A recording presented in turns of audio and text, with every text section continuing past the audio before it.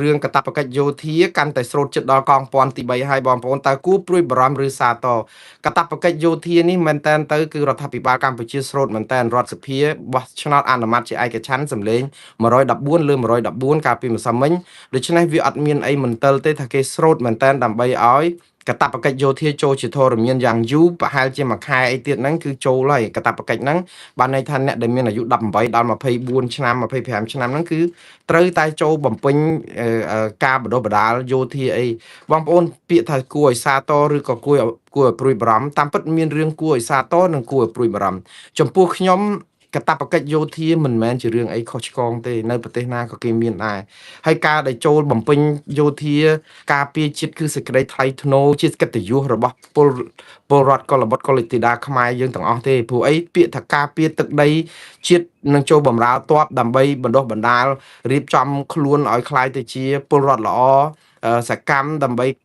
មានភាពក្លាហានគ្រប់គ្រាន់ដឹងយុទ្ធសាស្ត្រការពារជាតិទឹកដីគឺជាកិត្តិយសទេខ្ញុំគិតថារឿងនេះមិនមែនជារឿងអីខុសឆ្គងតតែសោះអញ្ចឹងមិនគួរណាឲ្យបងប្អូនទាំងអស់គ្នានាំគ្នាភ័យបារម្ភខ្លាំងមែនតើនាំគ្នាជំទាស់ទៅនឹងអកតបកិច្ចយោធាអីទេព្រោះនឹងវាមិនមែនតែខ្មែរធ្វើទេប្រទេសយៈណាក៏គេមានដែរកតបកិច្ចយោធានឹងនៅប្រទេសជិតខាងយើងមានទាំងអស់ដូច្នេះអត់មែនខ្មែរធ្វើតែម្នាក់ឯងចម្លែកដាច់ពីគេទេកុំទៅរករឿងរដ្ឋាភិបាលរឿងកតបកិច្ចយោធាក៏ប៉ុន្តែសំណួរដែលគួរឲ្យព្រួយបារម្ភគឺអញ្ចេះទៅវិញទេ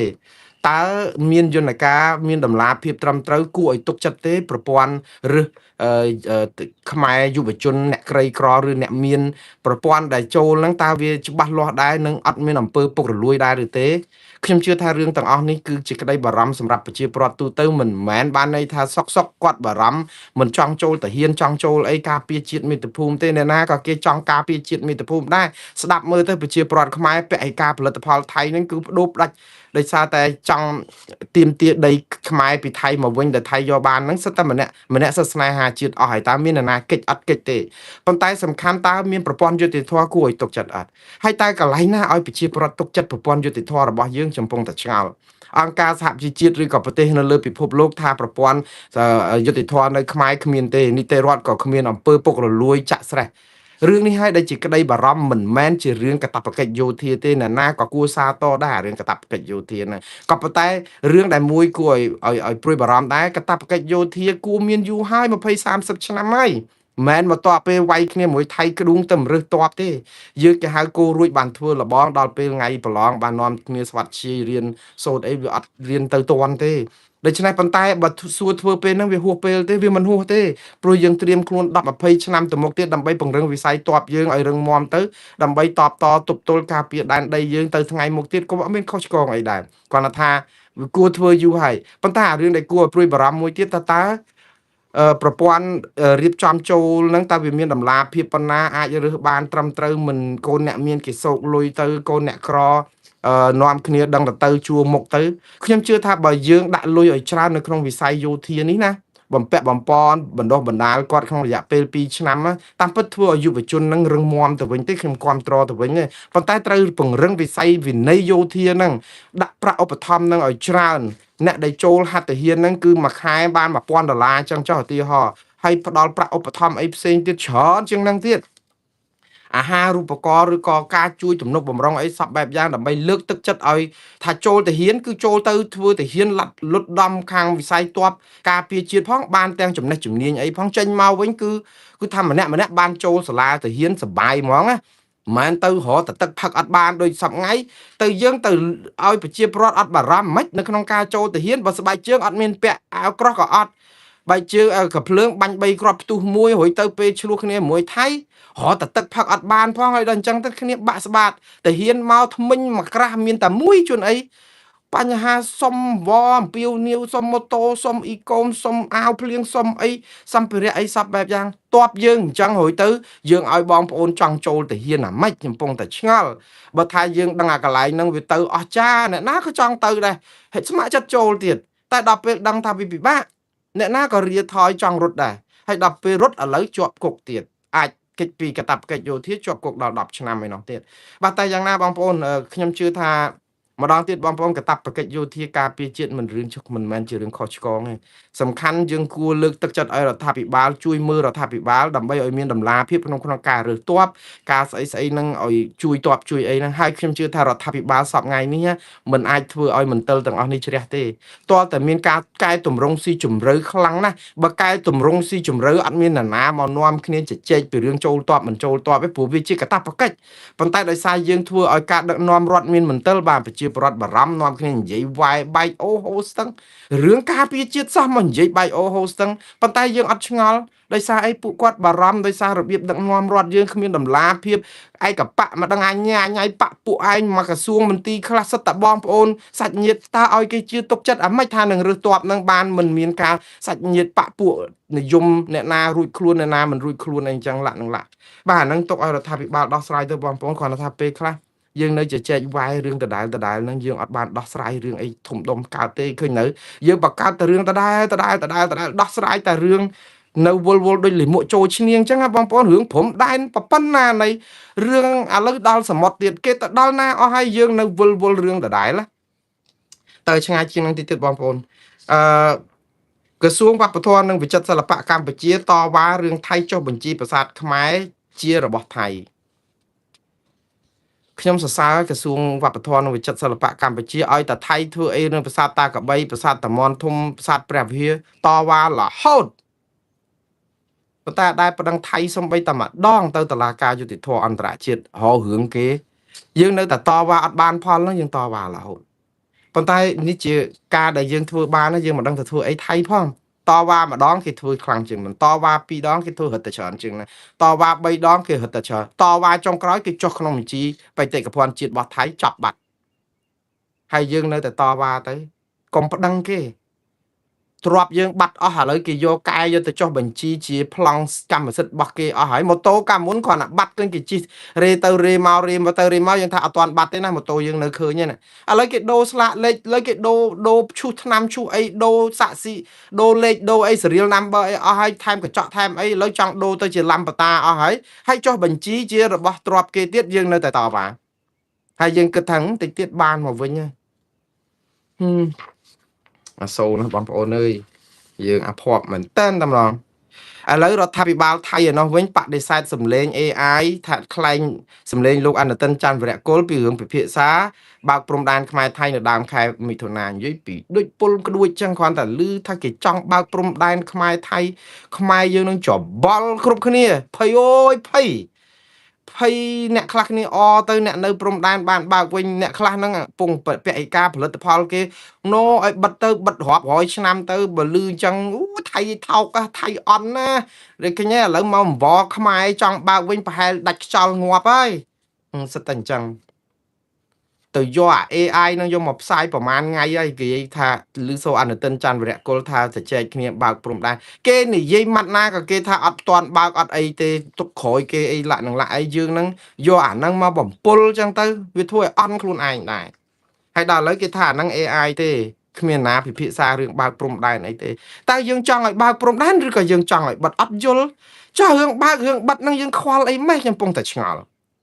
សំខាន់រឿងអាដីនេះបានមកវិញអត់នេះដីប្រមាណកន្លែង60កន្លែងជាងនេះមានតែតវ៉ាឲ្យរដ្ឋាភិបាលប្តឹងទៅតុលាការយុត្តិធម៌អន្តរជាតិព្រមទាំងអន្តរជាតិមកនៅខ្វល់រឿងលិមួកចូលឈ្នៀងហ្នឹងអូយអីចេះឆ្ងល់មែនតើខ្ញុំឥឡូវនគរបាលព្រហ្មទណ្ឌសុំទោសសាធារណជនរឿងមន្ត្រីប្រព្រឹត្តខុសតែដោះសារគ្រប់ម៉ាត់អើយស្អីក៏មានដែរលោកអីលោក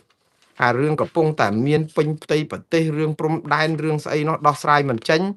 ប៉លិសទៅធាណែនគរបាលជិះម៉ូតូគ្មានដាក់កញ្ចក់គ្មានដាក់ពាក់មួកសុវត្ថិភាពហើយសម្ញែងក៏ភ្លើងពេញផ្លូវជិះមកទៅដូចថាស្រុកហ្នឹងគឺជាស្រុកអាណាធិបតេយ្យពេញទំហឹងដល់តែប្រជាពលរដ្ឋរិះគន់ទៅនឹងគាត់បកស្រាយថាម៉េចហ៎គាត់ថាចា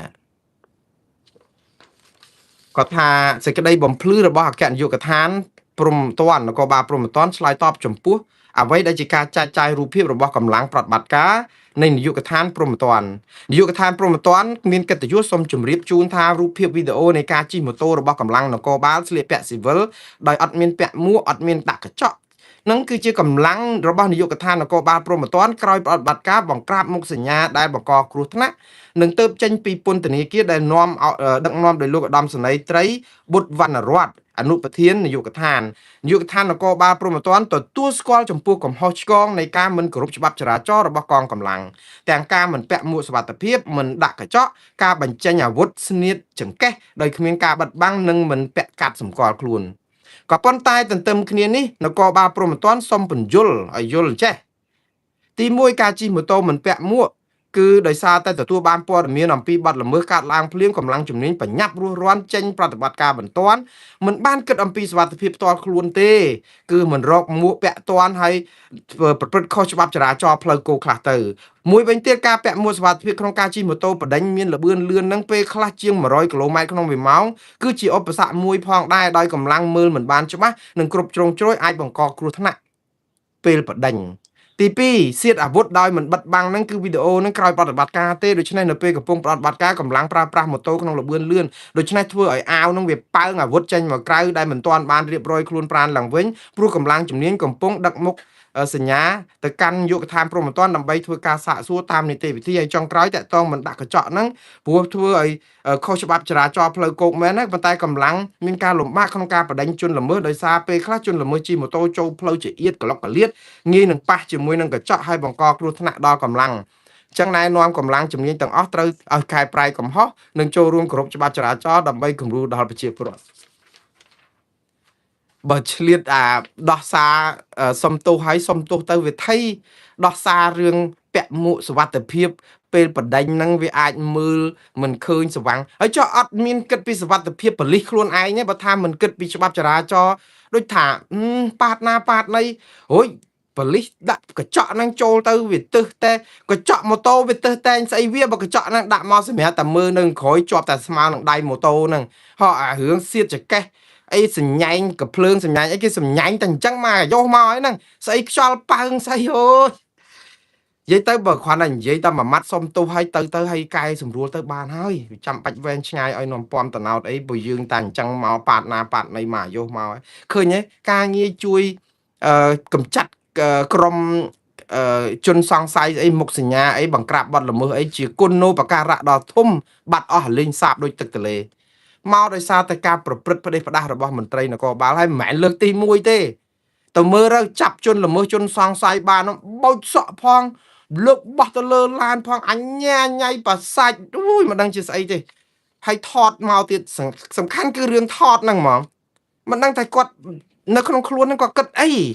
សមត្ថកិច្ចគេថតតែពេលណាដែលគេត្រូវការថតផ្សាយដើម្បីឲ្យសាធារណជនដឹងអំពីការបង្ក្រាបដើម្បីជាសារប្រាប់ឲ្យអ្នកនឹងរៀងចាលអត់យើងហ្នឹងគឺចង់ចេញមកដូចអូយ20-30ឆ្នាំដូចអត់ទៅមុខសោះ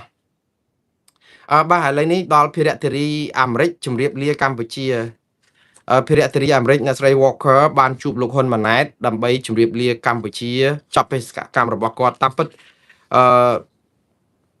ជាទូទៅមិនមែនមានតែភារៈធារីទេគឺគួរតែមានទូតអាមេរិកប្រចាំនៅកម្ពុជាប៉ុន្តែតាំងពីលោកត្រាំឈ្នះឆ្នោតមក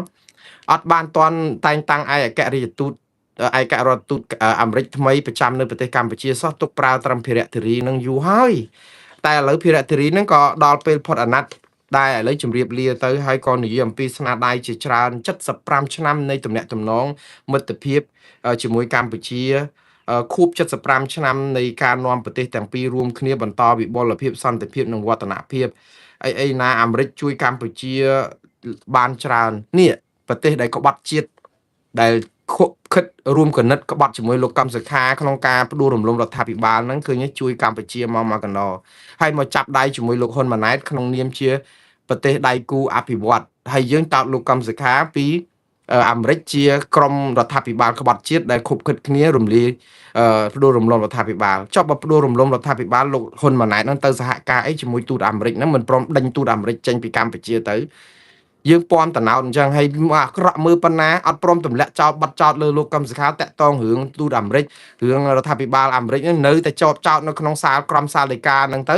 ហើយទៅតាំងមកចាប់ដៃចាប់អីនិយាយពីកិច្ចសហប្រតិបត្តិការមិនបើយើងចាប់ដៃជន់ជើងបែបនេះចូលពិចារណាខ្លួនឯងទៅ បាទឥឡូវចូលដល់ព័ត៌មានបន្តទៀតតកតងនឹងសមាគមសហគមន៍ខ្មែរនៅក្រៅប្រទេសទទួលស្វាគមន៍តារាខ្មែរ3ដួងយ៉ាងកក់ក្ដៅខុសពីតារាផ្សេងខ្ញុំសរសេរមិនទាន់ដាក់ថាខុសពីតាផ្សេងតារាផ្សេងអឺតារា3ដួងដែលមកអាមេរិកទទួលបានស្វាគមន៍នឹងជានរណាតារាខ្មែរមកអាមេរិកនេះប្រជាប្រដ្ឋខ្មែរនៅអាមេរិកនេះលែងស្វាគមន៍អស់ហើយមានដូចលោកព្រាបសវត្តលោកស្អីដែលនិយាយទៅតារាដែលមាននិន្នាការគ្រប់គ្រងគណៈបកប្រជាជនកម្ពុជាផ្កាប់មុខពេកហ្នឹងគឺគេតលន់អស់ហើយនៅសហរដ្ឋអាមេរិកគ្រាន់តែលឺឈ្មោះគេលែងចង់គ្រាន់តែលឺដូចខ្ញុំនិយាយចឹងគ្រាន់តែលឺឈ្មោះចាត់បាយគឺគេសុកចិត្តទៅទៅហូបបាយនៅឯណាពងទាកូននៅឯណាជាជាងទៅគ្រប់គ្រងទៅមើលការរាំរែករបស់អ្នកអង្គញាឬក្រុមច្រៀងរាំមកដែលមាននិន្នាការគ្រប់គ្រងគណៈបកប្រជាជនផ្កាប់មុខដែលប្រទេសនៅលើពិភពលោកគេកោលទោសតាក់ទងនឹងការរំលោភសិទ្ធិមនុស្សតែតារាសម្ដែងទាំងអស់នោះទៅគ្រប់គ្រងគណៈបកប្រជាជនកម្ពុជាផ្កាប់មុខពេកធ្វើឲ្យបងប្អូននៅអាមេរិកឆ្អែតក៏ប៉ុន្តែតារា3ដួងនេះចម្លែកមែនតើហើយខ្ញុំ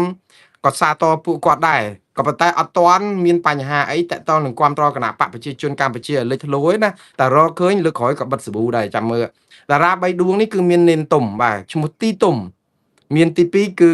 កញ្ញាកុយអេណានិងទី3គឺកញ្ញាឈិនរតនៈ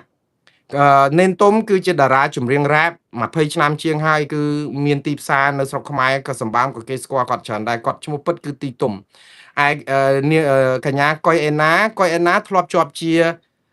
បវរកញ្ញារងទី1ក្នុង Miss Grand Cambodia ឆ្នាំ2023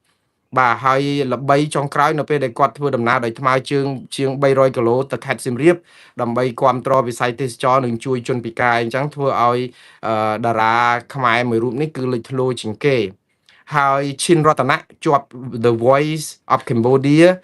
តាំងពីឆ្នាំ2016មកម្ល៉េះហើយឥឡូវក្លាយទៅជាតារាប្រចាំផលិតកម្មរស្មីហងមាសតារាទាំង3ដួងនេះគឺទទួលបានការស្វាគមន៍យ៉ាងកក់ក្ដៅជាពិសេសបងប្អូនប្រជាពលរដ្ឋនៅទីក្រុងឡុងប៊ិចនេះឥឡូវនេះគឺឈិនរតនៈនិងកញ្ញាកុយអេណាបានវិលទៅប្រទេសកម្ពុជាវិញក្នុងបេសកកម្មមកសម្ដែងមួយខែដែលទទួលបានការស្វាគមន៍យ៉ាងកក់ក្ដៅប៉ុន្តែនេនទុំនៅឡើយព្រោះថ្ងៃ16នេះខែឧសភានេះឮថាទៅសម្ដែងនៅឯទីក្រុងនៅរដ្ឋមនីសតាដែលទទួលបានការស្វាគមន៍យ៉ាងកក់ក្ដៅសំណួរសួរថាហេតុអីបានជាតារា3ដួងនេះមកពីស្រុកខ្មែរទទួលបានស្វាគមន៍យ៉ាងកក់ក្ដៅទាំងនេនទុំទាំងនាងកុយអេណានិងឈិនរតនៈអត់ទាន់ឃើញគាត់ពាក់ស្លាកអាវការគ្រប់គ្រងហែបគណៈបកប្រជាជនកម្ពុជាចាំមើលតើបងប្អូននៅស្រុកនេះឃើញនេនទុំឬក៏អេណាឬឈិនរតនៈហ្នឹងពាក់អាវគ្រប់គ្រងឃោសនាឲ្យគណៈបកប្រជាជនកម្ពុជាតែម្ដងពីរដងលើកក្រោយដឹងមកអាមេរិក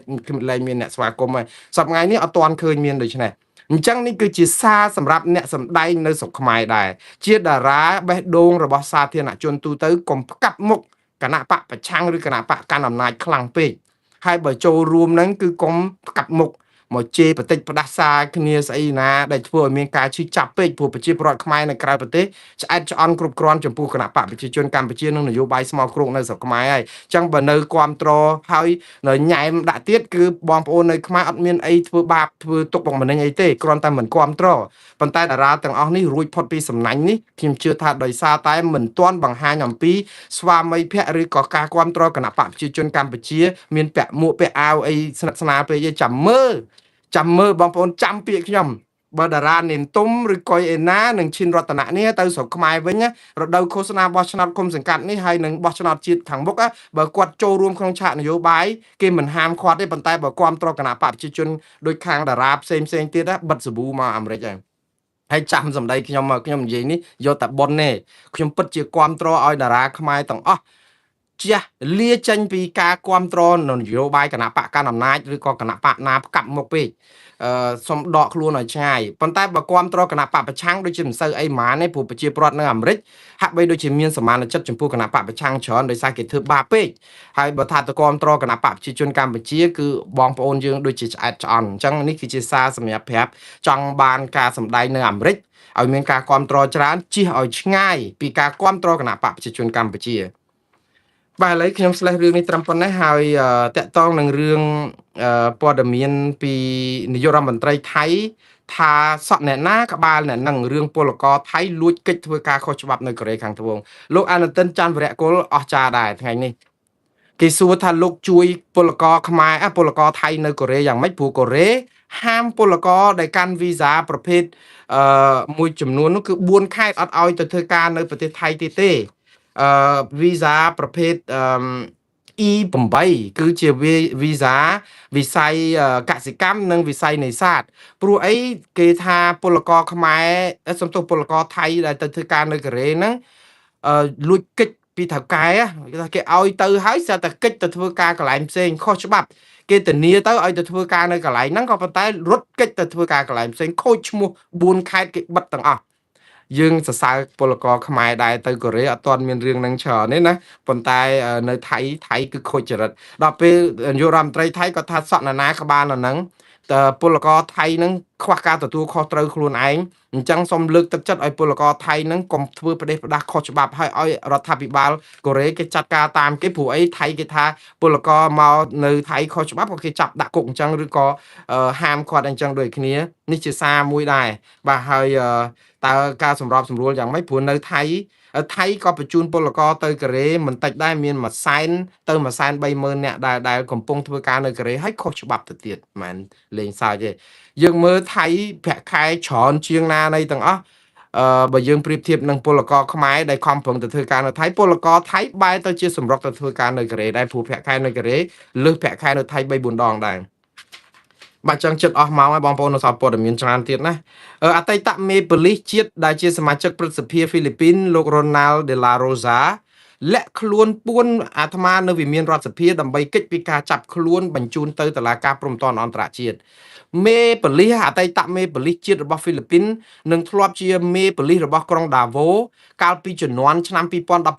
2018 19ជំនាន់លោក Rodrigo Duterte កាន់អំណាចដែលធ្វើសង្គ្រាមប្រយុទ្ធប្រឆាំងការជួញដូរគ្រឿងញៀនសម្លាប់មនុស្សជាង6,000 នាក់បាទកាលហ្នឹងលោកមេប៉ូលីសហ្នឹងចូលដៃសម្រាប់មនុស្សយ៉ាងច្រើនដោយសារតែរួចខ្លួនរហូតឥឡូវគេចាប់លោក Rodrigo Duterte ទៅកាត់ទៅតុលាការ ICC ម្សិលមិញនេះគឺតុលាការព្រំប្រទានអន្តរជាតិបើកដីកាជាសាធារណៈតាមចាប់ខ្លួនលោក Ronald de la Rosa នេះដែលសពថ្ងៃជាសមាជិកព្រឹទ្ធសភានៅប្រទេសហ្វីលីពីនរត់ប្រសាចយើងឃើញវីដេអូអំពីគាត់រត់ចេញតាមបន្ទប់នៅក្នុងសប្រដ្ឋសភានឹងតាមផ្លូវក្រោយរត់ចូលទៅ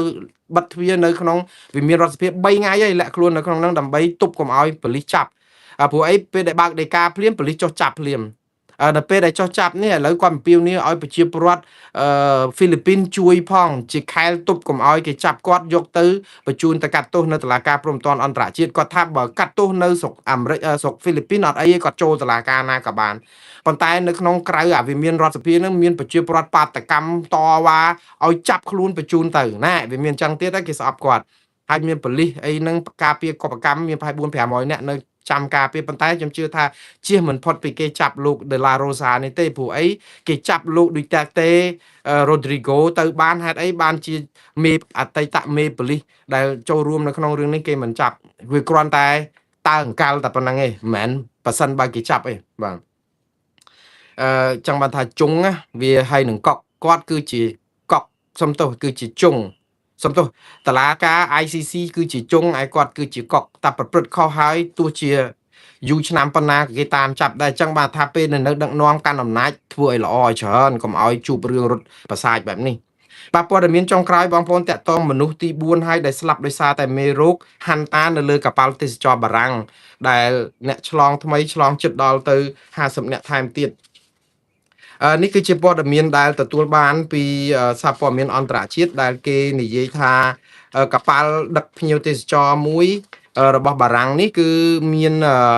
មនុស្សប្រហែលជា1700នាក់នៅលើកប៉ាល់ហ្នឹងណាដែលមែនតើភ្ញៀវតែ1233នាក់ទេក៏ប៉ុន្តែមានជាបុគ្គលិកនៅលើកប៉ាល់ហ្នឹងដើម្បីបម្រើភ្ញៀវប្រហែលជា300-400ទៀតអញ្ចឹងសរុបទៅ1700នាក់នៅក្នុងហ្នឹងក្នុង1700នាក់ហ្នឹងមាន50នាក់ជិត50នាក់គឺ48នាក់ដែលជាភ្ញៀវហ្នឹងគឺឆ្លងជំងឺហាន់តានៅលើកប៉ាល់របស់បារាំងហ្នឹងណាហើយម្នាក់គឺជាលោកយាយម្នាក់អាយុ90ឆ្នាំបានបាត់បង់ជីវិតដោយសារតែជំងឺនឹងវាធ្ងន់ពេកដូច្នេះអ្នកស្លាប់ដោយសារជំងឺហាន់តានៅលើពិភពលោកគឺឡើងដល់4នាក់ហើយអ្នកឆ្លងឡើងដល់60នាក់ជាងហើយ ចឹងបានថាបងប្អូនរឿងនេះក៏គេកំពុងតែចាត់ការដែរព្រោះអីឆ្លងទៅលើកប៉ាល់ចឹងព្រោះភ្ញៀវពពាក់ពពូនគ្នាឆ្លងពីតំបន់មួយទៅតំបន់មួយចឹងហើយមានភ្ញៀវច្រើនប្រទេសចូលរួមគេកំពុងតែដោះស្រាយបញ្ហានេះគ្រាន់តែយ៉ាងណាជំងឺនេះមិនមែនរាតត្បាតខ្លាំងដូចជំងឺ COVID-19 ទេគ្រាន់តែគេឲ្យបង្ការប្រយ័ត្នប្រយែងគ្រប់គ្នាដែររឿងនេះបាទព័ត៌មានចុងក្រោយពីរដែលខ្ញុំនឹងជម្រាបជូនគឺទី1អភិបាលក្រុងមួយនៅរដ្ឋ California ចុះចេញពីតំណែងដោយក្រោយសារភាពថាជារនុកក្នុងរបស់ចិនអភិបាលក្រុង California នេះគឺជានៅក្រុងមួយឈ្មោះថាបាទនៅក្នុងតំបន់ Los Angeles គឺរដ្ឋ California នេះឯងនៅជិតនេះសង្កាត់ Los Angeles ហ្នឹងអឺគឺក្រុង Arcadia បាទដែលអ្នកស្រីនេះគឺមានដើមកំណើតចិនក៏ប៉ុន្តែបានសញ្ជាតិអាមេរិកហើយគាត់បានជាប់ជាអភិបាលក្រុងទៅទៀតឥឡូវនេះត្រូវបាន FBI អាមេរិកចោទប្រកាន់ពីបទលួចឬក៏ថាខុបខិតជាមួយរដ្ឋាភិបាលចិនក្នុងការផ្សព្វផ្សាយព័ត៌មានដើម្បីលើកស្ទួយរដ្ឋាភិបាលកុម្មុយនីសចិននៅក្នុងនាមខ្លួនជាមន្ត្រីជាប់ឆ្នោតនៅអាមេរិកបាទហើយប៉ុន្តែអ្នកស្រីអាមេរិកដើមកំណត់ចិនរូបនេះគឺអ្នកស្រីវ៉ាងគឺក៏បានលាលែងពីតំណែងទៅហើយសារភាពឲ្យតុលាការកាត់ទោសផ្ដន្ទាទោសតាមអំណាចនៃសាលក្រមឬក៏ការរកឃើញរបស់តុលាការទៅនេះគឺជាសារមួយសម្រាប់ប្រាប់បងប្អូនទាំងអស់គ្នាឲ្យដឹងថាអ្នកជាប់ឆ្នោតនៅអាមេរិកជាខ្មែរជាសាសអីក៏ដោយយើងមិនអាចលើកស្ទួយរដ្ឋាភិបាលកុម្មុយនីសបានទេអញ្ចឹងដូចគាត់នៅពេលដែលលើកស្ទួយចេញសារឬលើកដំកើងរដ្ឋាភិបាលកុម្មុយនីសគឺជាប់ចោទពីបទបម្រើរដ្ឋបរទេសអញ្ចឹងជាសារមិនមែនសម្រាប់តែអ្នកជាប់ឆ្នោតជាខ្មែរនៅទីក្រុង Arcadia ហ្នឹងទេគឺទីក្រុងណាក៏ដោយ Lowell Massachusetts រដ្ឋ Minnesota Pennsylvania ឬទីក្រុងផ្សេងទៀត Long Beach ឬស្អីក៏ដោយជាតំណាងរាស្ត្ររបស់ខ្មែរជនជាតិខ្មែរដើមជនជាតិអាមេរិកដើមកំណើតខ្មែរដែលជាប់ឆ្នោតត្រូវបម្រើប្រយោជន៍អាមេរិកហើយបើបំរើក៏បំរើប្រយោជន៍ប្រជាធិបតេយ្យដែរកុំបំរើប្រយោជន៍ផ្ដាច់ការរំលោភសិទ្ធិមនុស្សនិងបំផ្លាញប្រជាធិបតេយ្យវានាំឲ្យមានទុកដល់ខ្លួនបែបនេះបាទចុងក្រោយគឺព័ត៌មានតាក់ទងនឹងលោកត្រាំទៅដល់ចិនហើយបាទគឺគាត់គ្រោងជួបប្រធានាធិបតីអាមេរិកលោកស៊ីជីនពីង